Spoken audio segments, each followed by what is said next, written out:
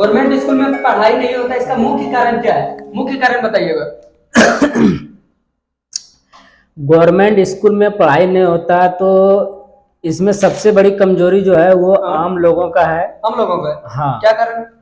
कारण ये है कि आप अपने बच्चे को सरकारी स्कूल भेजते हैं जी। तो बच्चे जब स्कूल से पढ़ के आते हैं जी। तो आप उनसे जानिए कि वो क्या पढ़ के आए हैं, क्या नहीं पढ़ाई की है।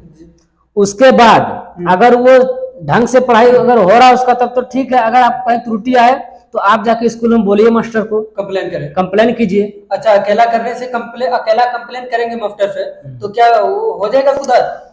अकेला तो ये मतलब नहीं संभव, लेकिन हाँ अगर आप अगर आगे आते हैं तो आपके साथ और आदमी धीरे धीरे आगे आएंगे, क्योंकि ये हिम्मत आज के डेट में नहीं है किसी में कि सबसे पहले हम आगे आए। किसी एक को तो आगे आना होगा और आवाज उठाना पड़ेगा, तभी जो है कि इसमें सुधार हो सकता है।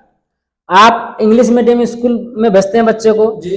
अगर वहाँ पे बच्चे का पढ़ाई ढंग से नहीं होता तो आप वहाँ पे जाके कंप्लेन करते हैं। क्यों करते हैं? क्योंकि वहाँ पे आपका पैसा लग रहा है इसलिए बोलते हैं, और सरकारी स्कूल में नहीं बोलते क्योंकि वहाँ पे आपका पैसा नहीं लगता। लेकिन एक मिनट ब्रेक लेंगे। पैसा कहाँ से आता है? सरकारी पैसा तो पब्लिक का ही पैसा जाता है ना, जीएसटी के रूप में।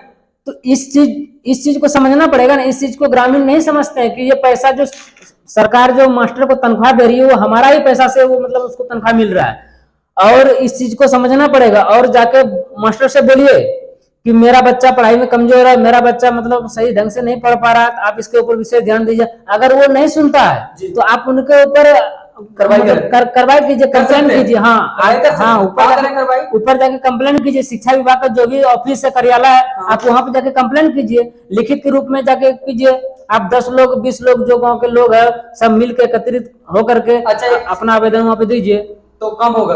बिल्कुल होगा। एक चीज हम ये जानना चाहते हैं, मेरे स्कूल में एक शिक्षिका थी, उसको खुद अपना नाम इंग्लिश में लिखना नहीं आता है या कोई भी चीज उसको अच्छे से खुद उसको पढ़ना नहीं आता है, वो बच्चों को क्या पढ़ाएगी? इसका जवाब आपका क्या होगा? नहीं तो ऐसे टीचर को जो स्कूल से जितना जल्द हो सके हटा दिया जाए, क्योंकि वो सिर्फ पैसा अपना दस्तखत अपना हाजिरी का पैसा ले रहा, उनके पास शिक्षा नहीं है, वो घूस देकर के किसी भी तरह से ज्वाइन किया है। तो ऐसे ऐसे शिक्षक या शिक्षिका को वहां से जल्द हटा देना चाहिए।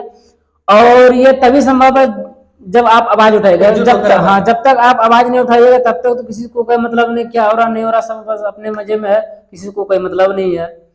तो इस चीज को दुरुस्त करने का काम पब्लिक ही कर सकती है। बिल्कुल, ये पब्लिक के ऊपर डिपेंड है। और सरकार ने मास्टर को नियुक्त किया है, टीचर को नियुक्त किया है बच्चे को पढ़ाने के लिए। आपका अधिकार बनता है कि आप उनसे शिक्षा जो है ना, उनसे अपने बच्चे को ग्रहण करवाइए, उनसे लड़के लीजिए, आपका ये अधिकार है।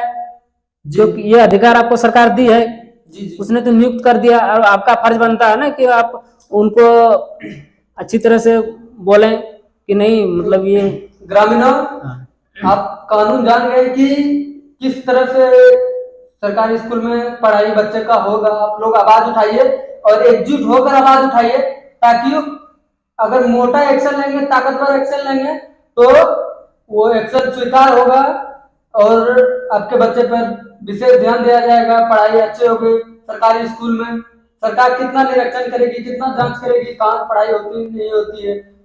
तो इस पर ग्रामीणों को, जिसका बच्चा को पढ़ाई नहीं और मिल पा रहा है, तो उसको ध्यान देना पड़ेगा, सब एकजुट होकर आवाज उठाना पड़ेगा।